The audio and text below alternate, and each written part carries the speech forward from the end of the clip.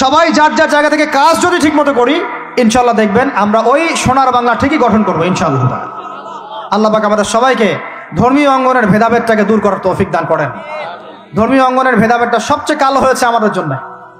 ধার্মিকরা যদি একটা জায়গায় থাকতেন, তারা যদি সমাজের মধ্যে এরকম বিভিন্ন দলে দলে বিভক্ত হয়ে আলাদা আলাদা হয়ে না যেতেন, তাহলে দেখতেন আজকে থেকে 40 বছর আগেই বাংলার জমিনে দিন কায়েম হয়ে যেত। আল্লাহ রাব্বুল আলামিন আমাদেরকে ভিতরের চোখ জাগ্রত করার তৌফিক দান করেন। আর যারা স্পষ্ট মুশরিক, স্পষ্ট শিরিক করছে, স্পষ্ট বেদাতি এবং স্পষ্ট মুনাফিক, যারা জালেমের পক্ষ নেয়, ওদের সাথে ঐক্যের কোনো দরকার নাই। ওদেরকে ছাড়াই আমরা চলবো ইনশাআল্লাহ। সময় ওদেরকে মিটিয়ে ফেলবে ইনশাআল্লাহ। সময়ের স্রোতে ওরা ধুলার মতো উড়ে যাবে ইনশাআল্লাহ, কিচ্ছু করতে পারবে না ইনশাআল্লাহ। কারণ মুনাফিকদের সাথে ঐক্য হয় না। মুনাফিকদের সাথে কি ঐক্য হয়? মুনাফিকদের সাথে ঐক্য হয় না, মুশরিকদের সাথে ঐক্য হয় না। এবং যারা পাক্কা মুশরিক, পাক্কা বেদাতি, তাদের সাথে কিন্তু ঐক্য হয় না।